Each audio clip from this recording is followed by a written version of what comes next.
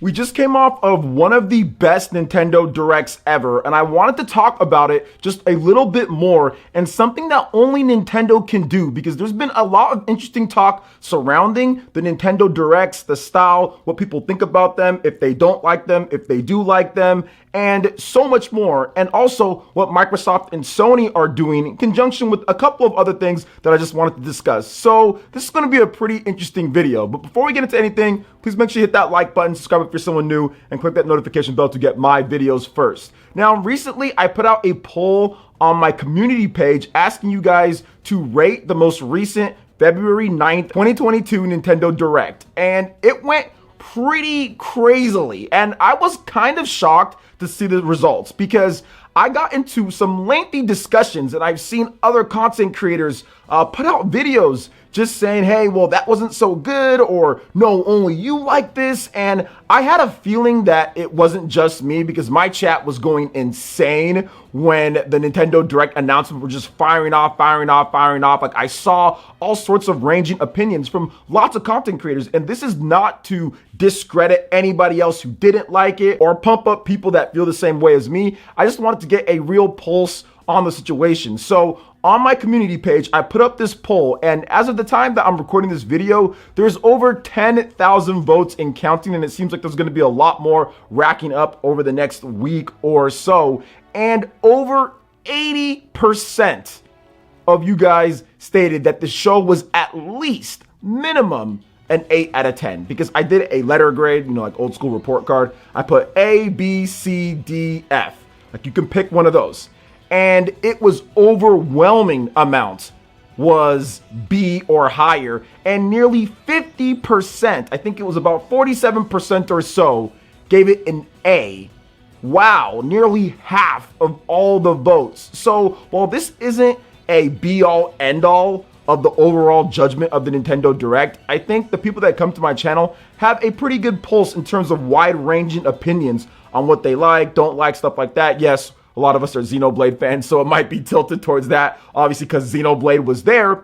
But at the same time, many people in the comment section were talking about how there was so much variety, talk about how there was games that they never even heard of, games that were out before they were even born, and they have the opportunity to play them, but they've heard about them. There were so many different people that came out and said this was the best Direct of all time, or easily one of the top 2 or top 3. That was such a range of games, and they were all really pointing towards one thing that I think that only Nintendo can do. Only Nintendo can do this, and that was release dates right around the time.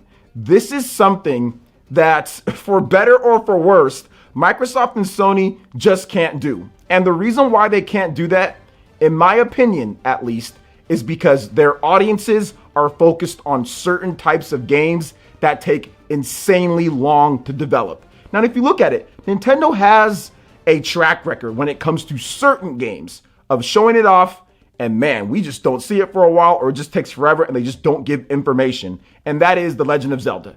This happens with pretty much every single Zelda game, because Zelda games to Nintendo are their huge, biggest budget, AAA. We're going to spend all of our money, resources on this. That's what they do. Legend of Zelda. They got one game that's pretty much like that. Maybe even like mainline 3D Mario games, but I'm almost positive that Legend of Zelda is probably the most expensive thing that Nintendo does from a game perspective wise. Like, which game costs the most with advertising and everything like that? It's probably The Legend of Zelda. And we get ghosted. Like, we got ghosted again on this one. Like, they announced this game nearly 3 years ago at E3. Now, I think that there's going to be a big reveal at E3, but Nintendo has that one game. And people get upset when that's not there, when there's certain Marios that's not there. But here's the thing. That's only the one game. They only have that.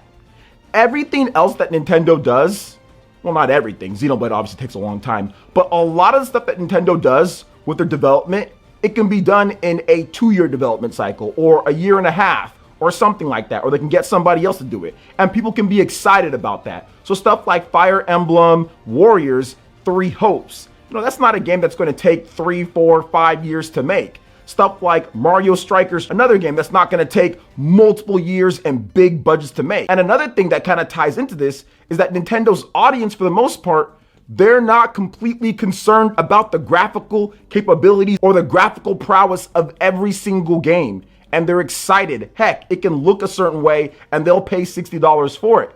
I think that what Microsoft and Sony run into is that, yeah, you can show off smaller games or you can do development like that, but that's not going to impress or hype up your audience. The audience that play those type of games on Xbox in terms of what they want to see first party wise, they want to see the big Halo. They want to see the big Gears. They want to see the big Perfect Dark. They want to see all of these games that are just massive in scope and scale. And there's no way that you're going to be able to do that 3 times a year and have that pace to where you have new games every time. You're going to end up doing what Sony does a lot, which is show the same games over and over at E3 like they did before they pulled out of E3 because they're like, hey, this is kind of redundant. We'll just do our show. And when we're ready to talk about something, we'll talk about something. So there was an article, which I bring this up too, because there was an article saying on Windows Central saying that Microsoft or Xbox needs to have their own Nintendo Direct answer. But that's going to be hard to emulate because for what the Xbox audience wants, which is obviously they want Game Pass and stuff like that, does that bring the same amount of hype as the exclusives with history if it's not the most graphical, biggest game out there, if it doesn't have all the bells and whistles that you see with like Hellblade and stuff like that? Now, Microsoft has a ton of studios to make a lot of these games, but that's still going to take some time to play out. And is the audience going to be as hyped for those? Like, you have to look at it from a whole perspective. I mean, that could be the case. But from what I'm seeing right now and from what I'm kind of going with this, it's going to be hard for any other company to emulate what Nintendo does and to have that type of excitement because you see two sides of it every single time with the Nintendo Direct. You see the people that are upset that there isn't any big Mario or Zelda game. And then you see the people that are upset kind of like, and not necessarily in the same way, but then upset like, oh, well, there's not third party that I can play on a different system, but it's not there. And then you have the camp that's like, oh my gosh, look at all these cool RPGs, look at all these cool like Xenoblade, look at Fire Emblem, look at all this other stuff too. That's well, look at Bayonetta, whatever the case is. But with this recent Direct, there wasn't those huge, massive third-party game announcements. There wasn't the huge Zelda. There wasn't the huge Mario like adventure game or something like that. There was Strikers. There was some good stuff. Strikers is awesome, but there wasn't that. Yet still, a large portion of people absolutely loved the Nintendo Direct. They absolutely loved it. And even if you go on Nintendo's channel, so I'm thinking, okay, well, maybe I'm in an echo chamber. Maybe it's just the people that watch my channel, they're thinking the same thing. But go on the Nintendo YouTube page. Look at the actual Nintendo Direct. Man, it is just filled with people saying, I love this Direct. It was the best one. It was this, it was that. Yes, there's some people that didn't. But the overwhelming majority of people liked it, thought it was fantastic. So I'm not alone in thinking that this is one of the best ones, if not the best one. Now, of course, I'm a huge Xenoblade fan. So having Xenoblade there was definitely something to where I can say, okay, that's cool. But that type of hype and that type of excitement without having your pinnacle, biggest selling games. They did have Splatoon 3, which is awesome. They did have Mario Kart, which is great, which is DLC, not a new Mario Kart. So they did have some great stuff in there from their big or heavy hitters. But the big staple showcase games were games that honestly haven't even sold more than 5 million units. Nothing. When it comes to Strikers, that was the big new game. Fire Emblem 3 Hopes, which is announced at the beginning. And then they also have Xenoblade Chronicles. None of those games have even passed 5 million. Yet it was hype for the fans out there, combined with all the other little stuff, the Live Alive type of stuff like that, and all the other types of games, all the little games that were coming out. It's just cool to see everything. It was just bang, bang, bang, game after game after game. Even these crusty old ports that are coming over. You know, Star Wars The Force Unleashed, it's the Wii version of the game. Looks like it's running at 60 frames per second, and that's even like, okay, it's $20. Sure, why not? Maybe I'll try that out. I'm not getting the new one that's out on Xbox and PlayStation. So even stuff like that, or even like No Man's Sky, just weird stuff, Portal. Like, these are all old or whatever it is, but cool, I guess, on the go, right? So I think that that's the thing that's tough to emulate when it comes to Microsoft and Sony trying to do what Nintendo does. Like, I don't think it can be done. I think Nintendo's the only company that can do this just because of the nature of how the hardware is and how the fans have been buying things and their response to stuff. I just don't think you can have a 3 Directs, right, for Microsoft, or 3 Microsoft Directs or Xbox Directs that have smaller games and stuff like that, and only maybe one game that doesn't have the biggest reputation with the Xbox fans that can't sell more than whatever the case is, and that be hype. I mean, we've seen huge, big third-party games go to Game Pass, like Japanese RPGs, and people are just kind of like, okay, well, it's there on Game Pass. You know, whereas if it's something like Live Alive for like Nintendo, I'm just like, whoa, what's this? It's little Super Nintendo HD 2D. Like, people get hype for stuff like that, and you can see the excitement on the Twitter pages and all that, and people are talking about it. So I just think that it's a very difficult thing to do, And I feel that maybe one of these days they can get there. But I just don't know. I just don't know if that's the case unless software somehow gets to the point where you can make these big Hellblade and Gears and all these games faster or quicker, because that's what Nintendo can do, because they're not so worried about the graphics. Unless you can get to that point, I don't see them doing that. But I do see them making at least 2 shows or 1 show a year outside of E3 that can be pretty good. But it's going to take a lot of time. I mean, it took Nintendo quite a bit of time before they perfected this Nintendo Direct formula. And I think that really it took them all throughout the 3DS era, all throughout the Wii U era, and all the way throughout to the Switch. Once they hit the Switch, they actually hit their stride when it comes to showing off games at a Nintendo Direct. And pretty much every Direct in the Switch era has been solid, at least a C or up. I've never really seen too many Directs that were really like bad or anything like that in the Switch era. There were some in the Wii U, 3DS era, yes. But in the Switch era, it's been pretty good so far. And I think it's going to stay that way because now they've just hit that rhythm to where they can have so many different IPs that they can go back into the well for and bring out, and people can be hyped.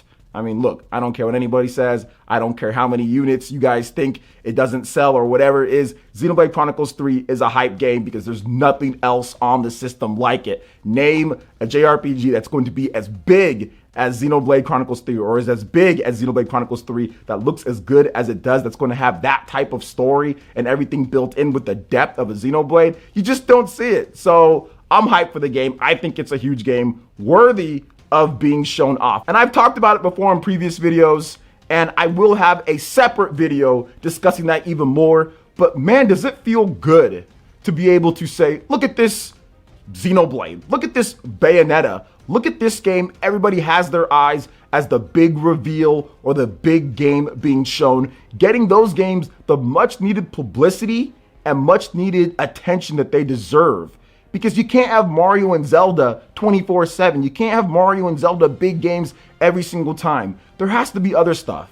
Mario and Zelda is great, and I understand it. Heck, and I've said this before on camera, and I'll say it again. They're great. They're fantastic. I love them. But when they're ready to be shown, they'll be shown. And in the meantime, we can have other games get the spotlight. Because I'm so happy Nintendo doesn't quit on their IPs and doesn't quit on IPs that don't sell 50 million, obviously that's an exaggeration, but don't sell, 10 million plus right away. Otherwise, we would have never gotten Fire Emblem. We would have never gotten more Xenoblade.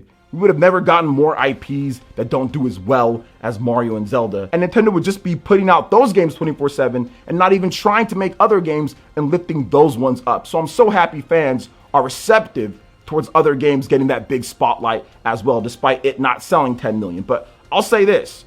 I think that Xenoblade has a very good shot, and I always say this, but a video for another day, but I think Xenoblade has a very good shot at being easily the best-selling Xenoblade and doubling up on what Xenoblade Chronicles 2 did. Considering all the issues that were pointed out with that game, I think Xenoblade Chronicles 3, just by the first trailer, shows a lot of promise to double up and maybe even more from Xenoblade Chronicles 2. And once again, we'll talk about that at a separate time because I have, I think, some proof to back up what I'm saying here. So what do you guys think about all this when it comes to what I discussed? Let me know in the comment section below. All right, guys, that wraps it up for this video here. Thank you so much for watching. I do appreciate it. Please make sure you hit that like button, subscribe if you're someone new, click that notification bell, and we will see you for the next video. Peace.